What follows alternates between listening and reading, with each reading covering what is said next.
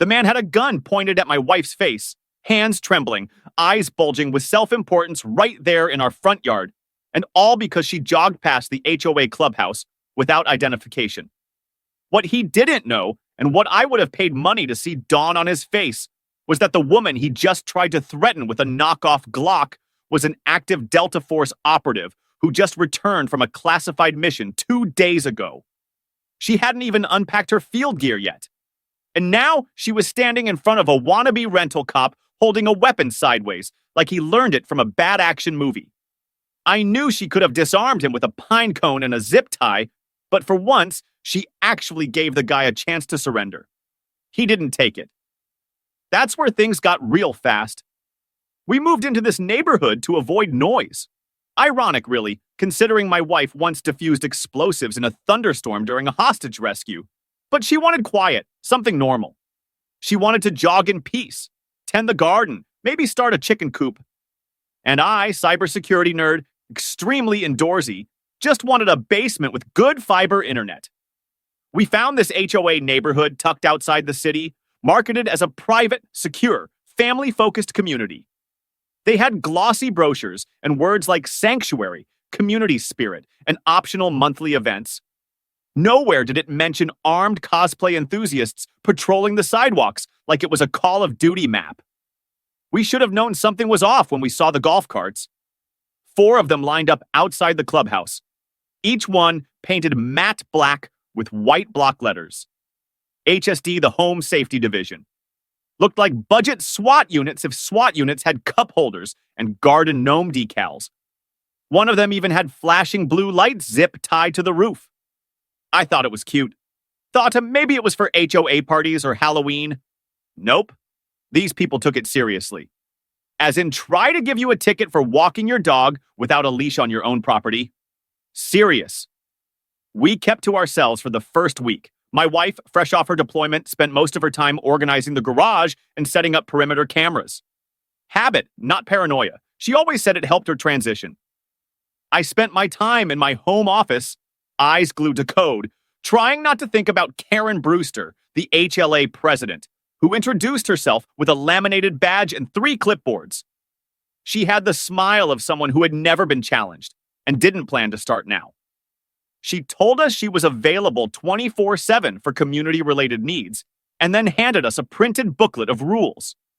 I flipped it open and found gems like no drying laundry outdoors.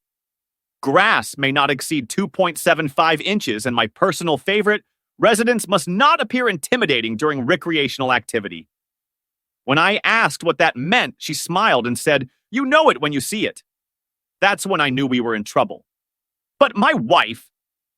She smiled politely, nodded, and thanked Karen for the welcome packet, like she didn't just return from extracting foreign nationals under enemy fire. She's good at that, being calm, blending in. I've seen her walk into rooms full of tension and diffuse them with a single sentence. That's why what happened on day 8 floored me. It started like any other day. She got up early, pulled on her hoodie, tied her shoes, and went out for her jog. "Just a quick loop around the neighborhood," she said. I made coffee and settled into my desk. About 10 minutes in, I got a motion alert from our street-facing camera. At first, I thought it was a delivery, but when I checked the feed, I saw 2 of the HSD golf carts parked diagonally across the street, and my wife standing there completely still, hands slightly raised. In front of her was a man, maybe 50, potbelly, barely contained in a tactical vest, holding a pistol at chest level and shouting something I couldn't make out. I dropped my mug. By the time I sprinted outside, things had escalated. 2 more officers had shown up, standing behind the first guy like backup dancers, each one looking more confused than the last. And there she was, calm as ever, breathing slow, gaze locked on the gun. I stepped closer, ready to yell. But then I saw her right hand twitch. Barely, just enough for me to know she was ready to take control if she had to. The guy was yelling about identification, about how she looked suspicious, about how she was running in the restricted HOA zone without a badge. I remember thinking, who the hell runs with a badge? My wife kept her voice low, steady, asking if he was law enforcement. He said, "We're HOA police. That's higher than city cops here. That was the moment I saw the tiny smirk tug at the corner of her mouth. She gave him one last chance, said, "Sir, I'm going to ask you to lower your weapon for your own safety." He didn't. What happened next was so fast I couldn't even react. One blink and the man's gun was on the ground. Next blink and he was face first on the pavement. One arm pinned in a hold so precise it probably had a NATO name. She wasn't even breathing hard. She leaned in close and whispered something to him. I couldn't hear it, but whatever it was made his eyes go wide like he'd seen a ghost. Police were called, of course. 2 cruisers rolled in within 5 minutes. The fake cops started yelling about assault, about resisting HOA authority, about neighborhood safety. Then one of the real officers looked at my wife, paused, and nodded. He asked for ID. She showed him something. He read it, looked up at the HOA goons, and said, "Ma'am, you're good to go." And just like that, they left. No questions, no warnings, nothing. The look on Karen Brewster's face when she arrived 10 minutes later and found her captain nursing a dislocated ego and a bruised reputation was something I'll treasure forever. That was the beginning, because instead of backing off, Karen declared war. Not just on my wife, but on us both. She had no idea she was picking a fight with someone who could sneak into a war zone undetected, someone who didn't just play soldier on weekends, but train them. Karen thought she ran this neighborhood. My wife, she's taken entire villages back from enemy control. And this neighborhood, this wasn't even going to be the hardest thing she faced this month. The emergency HOA meeting was called for 7 p.m. And by 6:30, you would have thought it was the Super Bowl. Lawn chairs lined the sidewalk. People brought popcorn. A few neighbors even wheeled in coolers, muttering about how this was the show of the year. Karen Brewster, self-declared queen of the cul-de-sac, had summoned the entire neighborhood to the community center after a violent assault on a decorated HOA officer. The phrase alone was already the subject of memes in our local Facebook group, complete with Photoshop edits of the disarmed officer mid-faceplant, now referred to as Captain Clipboard. Karen, meanwhile, had been pacing the clubhouse all afternoon like a dictator, preparing for her address to the nation, wearing a khaki vest covered in HOA pins and what looked suspiciously like a Bluetooth headset meant for airport ground control. I didn't want to go. My wife was practically begging me not to, and not because she was worried. I think she just knew I'd say something sarcastic and get myself banned from the snack table. But after the absurdity of having a gun pulled on her for jogging, I couldn't resist. I wore my favorite t-shirt, the one that said, "My wife's other ride is a Blackhawk," and grabbed a notebook just to make them nervous. She stayed home sipping tea on the porch, watching the live stream. Someone's teenager had set up with a GoPro. Honestly, she seemed entertained. The meeting started exactly 2 minutes late, which in HLA terms is basically anarchy. Karen stepped up to the podium with a dramatic sigh, like she was about to announce a national tragedy. Behind her, a whiteboard read Emergency Response Strategy, and someone had drawn stick figures labeled Threat Actor and Heroic Defense. The heroic defense was wearing sunglasses and had bigger biceps than the HOA officer ever had in real life. Karen adjusted her microphone 3 times before starting. "Neighbors," she said in the tone of someone running for a position no one asked to be filled, "it is with a heavy heart that I report a direct and violent assault on one of our peacekeepers." That's right, peacekeepers, not volunteers, not security enthusiasts. Peacekeepers. Like this was the UN. She pointed to a chair on the stage where the HOA captain sat with his arm in a sling, and an expression that fell somewhere between humiliation and dairy-induced regret. "Captain Fredrickson," she said solemnly, "was injured in the line of duty, protecting our streets from a trespasser with a known history of aggression." My hand shot up. "Yes," Karen said with a strange smile. "Quick question," I said. "What's the known history?" Because I live with her, and she's never even raised her voice to a neighbor. She does, however, raise chickens. So unless that rooster's been throwing punches, I'm not sure where this history is stored. A few people laugh. Karen didn't. "Mr. Owens, we ask that you refrain from sarcastic commentary." "Got it," I said. "Just real commentary from now on." "Like the part where your officer pulled a gun on a woman taking a jog?" Karen flinched but recovered quickly. It was a miscommunication. We have reason to believe the individual was casing homes for potential theft. She was wearing a Fitbit and listening to a true crime podcast. Exactly, Karen snapped, pouncing like she had found the smoking gun. She was listening to crime. That suggests intent. I just blinked at her, utterly speechless. Around the room, murmurs started to ripple.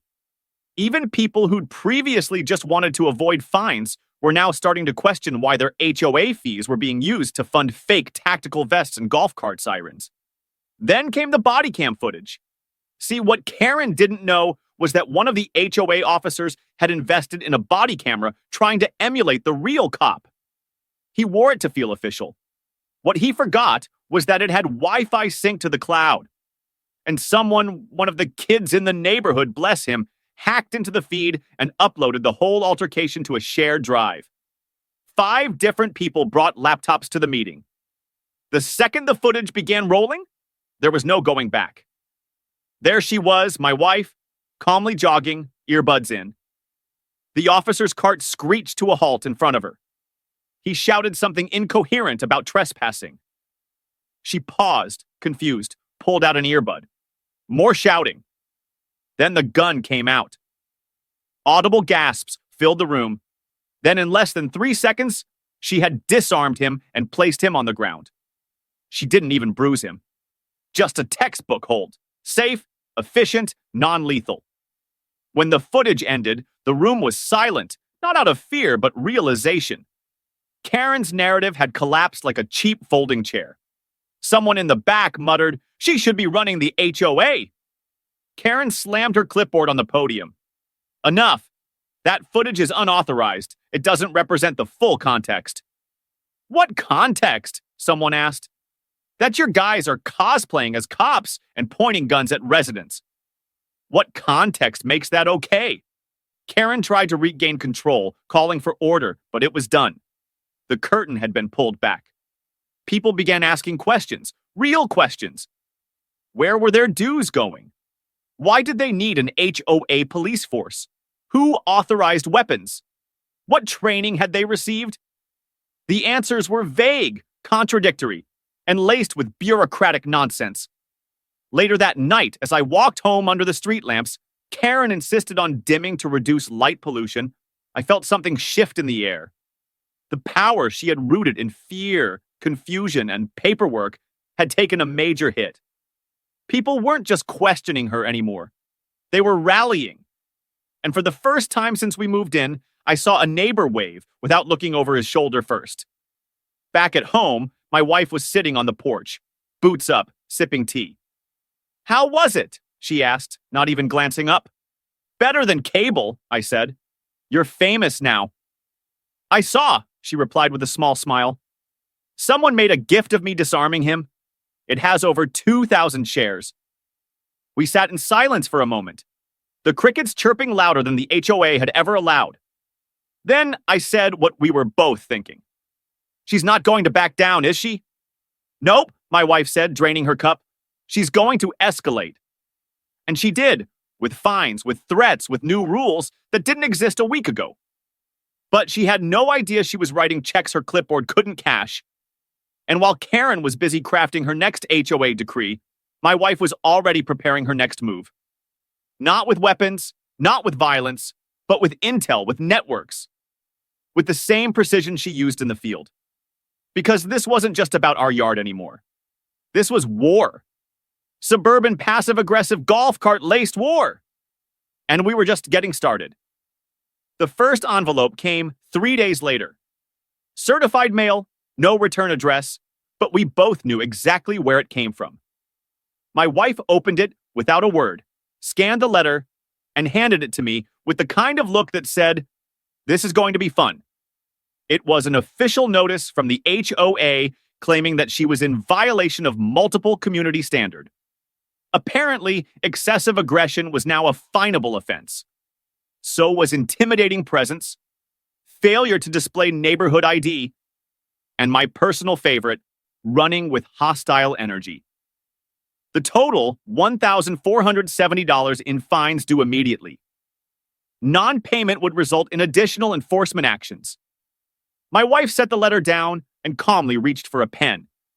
She flipped the paper over, jotted down a list of names and dates, and muttered, "She just escalated to the wrong level." Karen hadn't just declared war. She doubled down on her nonsense. The HOA had passed 6 new bylaws overnight. None of them voted on, none legally filed with the city. One of them required all residents to wear visible identification while walking in public spaces. Another gave the HOA security team the power to issue fines on site. Then came the kicker, a new clause stating that anyone who posed a threat to communal peace and harmony could be reported for expulsion from the neighborhood. Expulsion like this was a private college, and Karen was the dean of delusion. The funny part was that Karen still believed she had the upper hand. She was used to dealing with residents who just grumbled quietly or moved away. What she didn't realize, what she could not possibly comprehend, was that my wife had a long documented history of dismantling operations 10 times more organized and 1,000 times more dangerous than this one. And she was very, very good at it. The retaliation started with a restraining order filed in the county court, full of ridiculous language accusing my wife of militant behavior, psychological warfare, and tactical manipulation.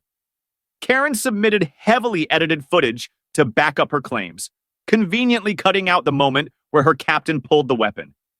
Unfortunately for her, the court had already received the unedited footage from several concerned neighbors. The judge tossed the filing so fast it barely touched the desk. Still, Karen didn't stop. She sent more fines, more letters, threats of legal action. HOA patrols started driving past our house every hour, sometimes parking nearby and pretending to take note. One of them aimed a speed gun at our mailbox. Another crouched behind a bush with binoculars. These were grown adults with nothing better to do than harass a woman who could disable an entire surveillance network with her left thumb. That's when my wife made a call. It was a short conversation. I only heard her side. A few yes seers, a few nods, and then, "Thank you, I'll handle the rest." She hung up and turned to me. "We're on the record now," she said. "Let's see how deep the rabbit hole goes." The next day, we started digging. Public records, property filings, financial disclosures, all technically accessible to any homeowner, but most people didn't bother. We did, and what we found was hilarious and horrifying. The HOA had been funneling money through a landscaping company called Verdant Horizon LLC. Problem was, the company didn't exist, not in any real sense. It was a shell set up under the name of a cousin of one of the HOA board members. Coincidentally, the same captain who pulled the gun. Over the past 3 years, the HOA had paid Verdant Horizon nearly $180,000 for beautification projects. According to the records, they had installed 8 fountains, repaved 3 roads, and landscaped over 30 public gardens. In reality, 2 fountains existed. None of the roads had been touched in years, and the public gardens were weeds growing behind the dumpster by the clubhouse. My wife cross-referenced the payment records with footage from her security system. Time-stamped, clear video showing no work ever occurred on the days listed. It was a cover-up, badly done, sloppy, but enough to get the attention of the right people. She sent the files to an auditor. Not just any auditor, a federal one. It took a few favors, but she got a formal inquiry launched into HOA financial mismanagement. Within 48 hours, a request for records was sent to the board. Karen responded by locking down the clubhouse and posting a members-only sign. One of her goons stood at the door with a clipboard and what looked like a leaf blower repurposed into a deterrent device. Meanwhile, residents started asking questions, real questions. Why were their dues going up every year? Why hadn't the promised upgrades ever appeared? Why were they being fined for things like excessive porch furniture and non-regulation flags? A few brave souls even walked door to door, handing out copies of the audit summary my wife had created. We kept the tone factual, clean, professional. No name-calling, no accusations, just numbers, just proof. Karen panicked. She hosted a live stream. Yes, a live stream to address the smear campaign. She sat in front of an American flag, wore a blazer 3 sizes too big, and referred to herself as Madam President at least 6 times. She claimed the audit was fake, that the footage was deep-faked, and that my wife was part of a coordinated domestic threat group. That last one was bold, especially considering my wife had been awarded 2 Bronze Stars and was still actively serving under military clearance. Then came the twist we didn't see coming. During a quiet evening, my wife received an encrypted message. It wasn't from the usual channels. It was short, simple, 4 words. Need to verify status. She typed out a quick confirmation. 5 minutes later, her phone rang. A voice she hadn't heard in years came through, calm, firm, direct. It was a former commander. He asked for a briefing, asked if she was okay, asked if she needed backup. Not the kind with guns, the kind with signatures, legal, surgical, final. She declined politely, but the implication was clear. Karen had accidentally stepped into territory far above her HOA badge's pay grade. She had brought heat on herself from a place no homeowner association was prepared to deal with. And the most ridiculous part? She still didn't know it. She still thought she was fighting a neighborhood dispute. Still thought she could bully her way through with threats and fines. That night over dinner, my wife quietly typed up a document and printed it. She folded it carefully and placed it in a labeled envelope marked Karen Brewster. It wasn't a threat. It wasn't a warning. It was a cease and desist order. Not one she typed herself either. It was from a federal office, signed, dated, and legally binding. I asked what came next. She smiled faintly and said, "Now we let the law do what it does." But if they stall, she didn't finish the sentence. She didn't have to. The envelope was delivered at exactly 9:01 a.m. Hand-delivered by a courier in a navy blue windbreaker with government insignia on his shoulder and mirrored sunglasses that never left his face. He didn't say a word, just handed Karen the papers and walked away. According to a neighbor who witnessed the exchange, Karen stood frozen on the front porch for almost a full minute before scrambling inside, clutching the envelope like it was ticking. That was the moment things shifted. The HOA clubhouse doors stayed closed for the next 2 days. No patrols, no golf carts, not a single sighting of Captain Clipboard or his fake radar gun. Karen went quiet, and for a moment, it almost seemed like the storm had passed. But we both knew better. Silence was never the end. It was just the inhale before the scream. My wife, however, treated the pause like an opportunity. With Karen off her soapbox and the patrols laying low, she launched what she called Operation Curb Appeal. She called it that with a straight face, too, like it was just another field mission with a theme. Only this one involved printers, clipboards, and a surprising amount of clip art. While Karen had spent years building power through fear and nonsense fines, my wife was about to dismantle it with information and community engagement. The HOA had ruled the neighborhood through silence and intimidation. She was about to flip that dynamic on its head. She started small flyers, not angry or accusatory, just clear bullet points. Where the money went, where it didn't, which bylaws were never legally filed, and which members of the security team were either related to Karen or directly benefiting from made-up roles.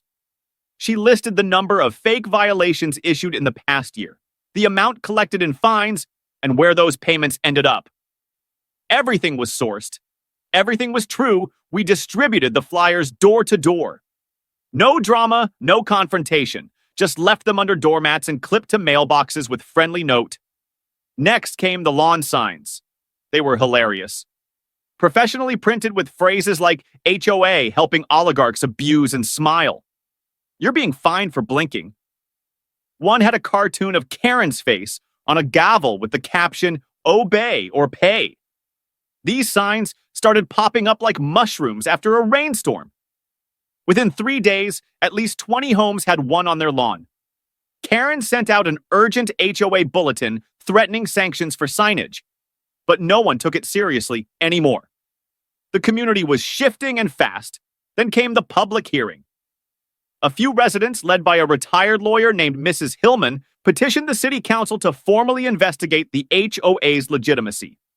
Enough signatures were collected to warrant a special session. Karen tried to block it, of course, claiming the council had no jurisdiction over internal community matters. That argument lasted about 8 seconds before the council president informed her that any organization collecting fees and issuing citations under the pretense of legal authority was absolutely within their jurisdiction. We arrived early. Karen arrived late. She brought a binder the size of a phone book and an air of smug desperation. She had even roped in one of the fake officers to stand behind her like a budget Secret Service agent. My wife wore jeans, boots, and a plain black t-shirt. No binder, no entourage, just one manila folder. When she stepped up to speak, she didn't rant. She didn't yell. She didn't accuse. She presented. She outlined the fake landscaping company, the non-existent upgrades, the shell account. She listed every weapon incident, every misuse of resident funds, and every HOA law that violated actual state housing statute. She even played a recording of Karen threatening to personally evict anyone who brought shame to the community. That particular recording got a laugh from the crowd. Then came the best part. As she wrapped up, one of the city council members leaned forward and asked her a question. Casual, but clearly rehearsed. "Mrs. Owens," he said, "what exactly is your background?" There was a pause. My wife gave him a polite nod. "I am currently active in a classified capacity within a U.S. Army Tier 1 Special Mission Unit. My clearance level prohibits specifics, but I've served for over a decade, including in direct operational planning, intelligence coordination, and international threat assessment." The room went dead silent. Then, as if on cue, another council member, an older gentleman who had been quiet the whole time, sat up straighter and smiled. "I thought I recognized you," he said. "Welcome home, ma'am." Turns out he was retired Army. And suddenly, Karen's credibility dissolved like sugar in hot tea. After the hearing, Karen didn't return to the clubhouse. Word spread fast. The HO's books were being audited. All financial operations were frozen pending review.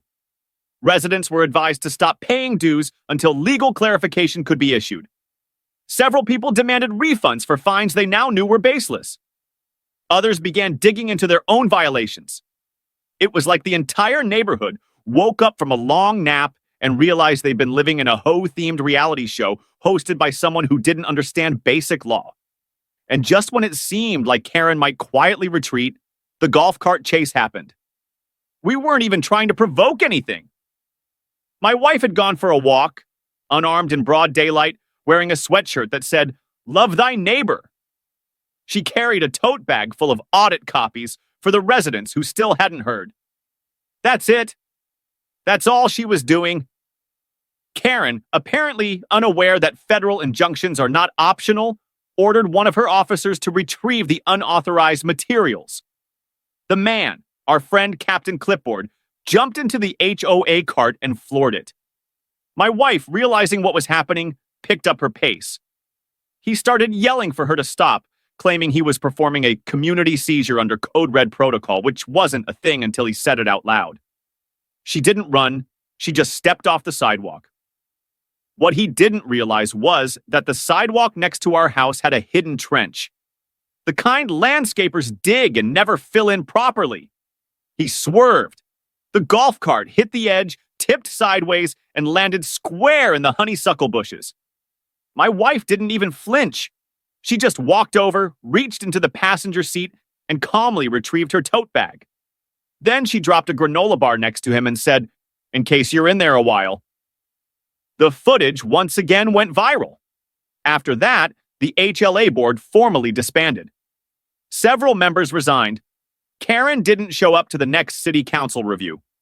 A federal compliance letter was posted publicly on the community bulletin board. It said the HOA was under full investigation and any enforcement activity under its name was to cease immediately. Karen vanished for a while after that. Rumor had it she went on a sabbatical. Someone claimed they saw her in a nearby town applying for a job at a real estate agency.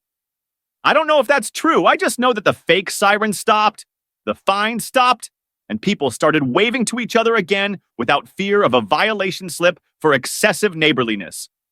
As for my wife, she returned to her normal routine. Morning jog, garden maintenance, and occasional meetings with very serious-looking people in very unmarked vehicles. She never talked about work, and I never asked. But once in a while, I'd catch her checking our porch camera feed with that same field focus I'd seen during the worst of it. Karen had tried to run our neighborhood like a dictatorship. My wife reminded her gently, professionally, and with a signature flourish that dictators don't survive long in places where people actually know how to fight back. And they certainly don't last when they mess with Delta Force. A month after the HOA officially disbanded, things finally started to feel like a neighborhood again. Kids were back on their bikes without being stalked by golf carts. Porch lights stayed on past 900 p.m. without threats of fines. People actually smiled when they passed each other on the sidewalk. It was as if a thick fog of paranoia had lifted, and in its place was the forgotten joy of suburban normalcy. My wife returned to her early morning runs, not because she needed the exercise, but because it was hers again. Her street, her pace, no one watching with a clipboard or a GoPro. I started getting invited to neighborhood poker nights. And someone brought over fresh zucchini from their garden just because, civilization. Then, just as the dust was starting to settle, Karen made her grand return because, of course, she did. She pulled up in a borrowed minivan and stepped out like a politician making a campaign stop. Sunglasses on, scarf blowing in the wind, clutching a leather-bound folder labeled Personal Legal Defense. She walked up to our porch without knocking like nothing had ever happened and set the folder gently on our welcome mat. I saw her from the window and raised an eyebrow. My wife didn't even look up from her tablet. She just said, "Leave it." She's trying to bait a reaction. The folder contained a letter written in dense legal language, full of deflections and self-praise. Karen wasn't apologizing. Far from it. She was positioning herself as the victim of a conspiracy. According to her, the audit was fake. The HOA members were coerced, and my wife was part of a military intimidation campaign designed to topple neighborhood leadership. She cited obscure housing laws, missed a few court rulings, and requested mediation to avoid escalating to federal litigation. The irony was almost poetic. My wife took one look at the document and chuckled. She's still trying to play the long game. Too bad we already beat her at every turn. That afternoon, she forwarded the letter to the same federal office that issued the Ciandist order. We didn't need to do anything else. Karen had already buried herself under enough paperwork and fraud allegations to last several fiscal quarters. A week later, Karen showed up in court for her first hearing representing herself. And that alone could have been the punchline. According to a neighbor who watched the live stream, she opened her defense with a slideshow that included clip art of gavels, the HOA logo she designed herself, and a poorly photoshopped image of my wife standing next to a tank. She claimed it was proof of paramilitary influence in local governance. The judge let her speak for all of 10 minutes before stopping her with a single question. Did you ever have the legal authority to find or detain residents in your neighborhood? Karen tried to change the subject. The judge didn't let her. What followed was a public dismantling of everything Karen had built. The court ruled that not only were her actions outside the scope of any recognized homeowner association, but that her attempts to impersonate law enforcement constituted criminal misconduct. She was fined, ordered to pay restitution, and barred from serving in any residential leadership capacity for a minimum of 10 years. Back home, life kept moving forward. My wife didn't celebrate. There was no victory dance. No, I told you so. Just another morning jog, another cup of green tea, another update to the perimeter sensors she quietly maintained out of habit. But the neighborhood celebrated for her. Someone threw a block party complete with burgers, cornhole, and a playlist that included multiple renditions of Another One Bites the Dust. Someone else gifted my wife a lawn sign that read, Neighborhood Hero. 0 fines since 2024. It was corny, but she actually kept that one up. Weeks later, something unexpected arrived in the mail. A plain manila envelope with no return address stamped with military clearance codes I hadn't seen before. Inside was a single certificate, an official commendation from the Department of Defense for exceptional conduct and civilian oversight in defense of constitutional rights. There was no ceremony, no medal, just the document and a handwritten note. We're proud of how you handled it. See you soon. My wife stared at it for a long moment, then folded it and placed it in her secure file cabinet. The one she never let anyone touch. I asked her that night if she missed it. The action, the structure, the part of her that operated in the shadows while the rest of the world carried on with school runs and grocery lists. She didn't answer right away, just stared at the stars above our backyard, the wind gently rustling the trees she'd planted herself. Sometimes, she finally said, but this matters too. Peace is the mission now. We thought that would be the end of it, but there was still one last twist. Late one evening, just as we were cleaning up from a neighborhood cookout, a black SUV pulled up at the edge of the street. Not tinted like a threat, clean, polished, unmarked, but official in its own quiet way. A man stepped out, suited, haircut military precise. He greeted my wife by her first name.